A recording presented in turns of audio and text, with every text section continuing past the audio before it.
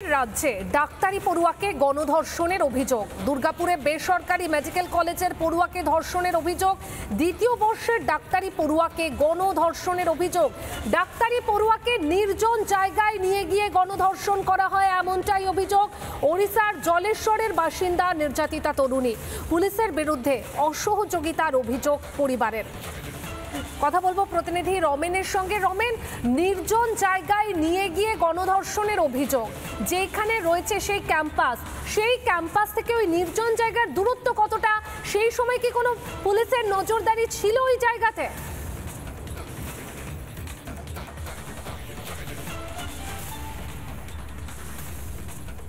একটা কলেজ পড়ুয়া, দ্বিতীয় বর্ষের ডাক্তারি পড়ুয়া, সে ক্যাম্পাস থেকে রাত্রেবেলা বেরোলো কিভাবে? সেখানকার নিরাপত্তা রক্ষীরা কি করছিল? এবং ক্যাম্পাসের যে মূল গেট, গভর্নমেন্ট কলেজের দিকে যে রাস্তা যাচ্ছে, যে মূল গেট, সেখান থেকে 500 মিটার দূরে তার সহপাঠীর সঙ্গে যখন হাঁটতে হাঁটতে যায়, কিছু দুষ্কৃতী রাস্তা আটকায়। তারপর তারা তাকে জঙ্গলে টেনে নিয়ে গিয়ে তার উপর শারীরিক অত্যাচার হয়, তার মোবাইল কেড়ে নেওয়া হয়, কিছু টাকা পয়সা যখন সেটা তার কাছে ছিল সেটাও নিয়ে নেওয়া হয়, এবং তাকে বলা হয় যে সকালবেলা 3000 টাকা নিয়ে আসতে এবং এই মোবাইল নিতে। সমস্ত এই ঘটনাগুলো একটা চাঞ্চল্য ছড়িয়েছে শিল্প শহর দুর্গাপুরে। ভিন রাজ্যের ছাত্রীর সঙ্গে এরকম ঘটনায় লজ্জিত বঙ্গবাসী হিসাবে আমরা। এবং তার বাবা যেটা বলছে যে তিনি উড়িষ্যা হলে হয়তো কিছু করতে পারতেন, কিন্তু তিনি অসহায় বোধ করছেন। মেয়েকে ডাক্তার হওয়ার স্বপ্ন নিয়ে তিনি এখানে পাঠিয়েছিলেন, এখন চোখের জল ফেলছেন। আমার সঙ্গে আছেন সিপিআইএম এর নেতৃত্ব, তাদের সঙ্গে আমি কথা বলবো যে রাজ্যের মেহরা আরজিকরের ঘটনার পর আবার এক ডাক্তারি পড়ুয়ার সঙ্গে এই ঘটনা, কি বলবেন?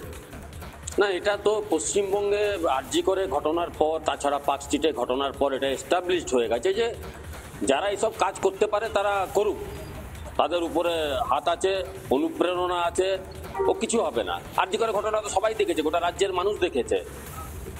আমার প্রথম প্রশ্ন হচ্ছে যে একজন রাজ্যের মাননীয় মুখ্যমন্ত্রী মহিলা, আর গোটা রাজ্যে এই ধরনের ঘটনা ঘটেছে, দুর্গাপুর শহরে এই ধরনের আবার নতুন করে ঘটনা ঘটলো। প্রথম কথা হচ্ছে যে হসপিটাল অ্যাডমিনিস্ট্রেশনে কি করে হচ্ছে মেয়েটি রাত্রেবেলা বাইরে বেরোয়।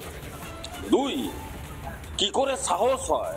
আমরা শুনেছি নাকি পুলিশ নাকি এই রাস্তাটায় পেট্রোলিং দেয়, কোনো পেট্রোলিং ছিল না। রাস্তা, হ্যাঁ, গুরুত্বপূর্ণ রাস্তা, কোনো পেট্রোলিং ছিল না। এবং আমরা দৃঢ় আমাদের বিশ্বাস এই ঘটনাকে চাপা দেওয়ার জন্য ইতিমধ্যে ষড়যন্ত্র শুরু হয়েছে।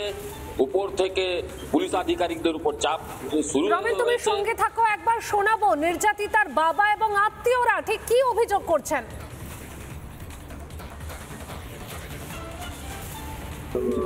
মেডিকেল কলেজ কি সেভাবে কোনো সাহায্য আপনি পাচ্ছেন? কিছু তো এখন তো পাইনি, কিছু রেসপন্স নেই। আমরা এই বাইরে থেকে যাও, এর বন্ধুগুলো চলে এলো বলে একটু হেল্প মিলছে, একটু সাহস আছে। হ্যাঁ, বেঙ্গলে তো সুরক্ষিত নেই, গুড়া থেকেও নেই। আজকে কি বলছেন, আমি ডরেও থাকতাম এই ঘটনা ঘটবে বলে আমি কখনো ভাবতে পারি। আমার মেয়ে জন্য আর বলবো না, বলতে পারবো না। পশ্চিমবঙ্গবাসী হিসাবে আমরা আজকে সত্যি খুব লজ্জিত। আমাদের মাননীয় মুখ্যমন্ত্রী প্রত্যেকটা বিষয়কে ছোট ঘটনা ভাবে, তো সেই জন্য পুলিশ এটা ছোট ঘটনা ভেবে আজকে যে পরিচয় দিয়েছে সেটা মানবিকতা একদম শেষ পর্যায়ে পৌঁছেছে। এই ঘটনাটি ঘটেছে 8:30 থেকে 9টার মধ্যে। বিজন থানার পুলিশ এসছিলেন এবং ঘটনাস্থলে গিয়ে ওনারা ডিক্লেয়ার করে দেন যে এই জায়গাটা আমাদের নয়। এটি বারবার বলা সত্ত্বেও কোনো কমপ্লেন নেই যে 5:30 থেকে 6টার সময় এনটিএস থানা থেকে এসে একটা দায়সারাভাবে একটা বয়ান লিখে নিয়েছে।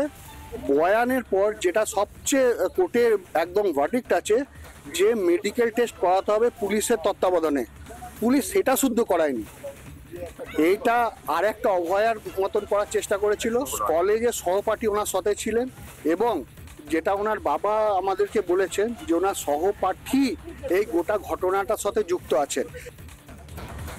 রাজ্যে ফের ডাক্তারি পড়ুয়াকে গণধর্ষণের অভিযোগ। স্থানীয় বিজেপি নেতৃত্ব তারা বিক্ষোভ দেখাচ্ছেন, কি বলছেন স্থানীয় বিজেপি নেতৃত্বরা, শোনাই আপনাদের। কি ঘটনা ঘটেছে? ঘটনাটা দেখেছেন যে আমরা কালকে খবর পাই রাত 1টার সময়, তো আমরা ঘটনাস্থলে আসি। সেখানে দেখতে পাই যে মেয়েটি হসপিটালে অ্যাডমিট করা হয়েছে। এখনো পর্যন্ত আমরা আছি, মেয়েটির মা বাবাও এসেছে। আমরা চেষ্টা করছি আসল ব্যাপারটা জানার জন্য।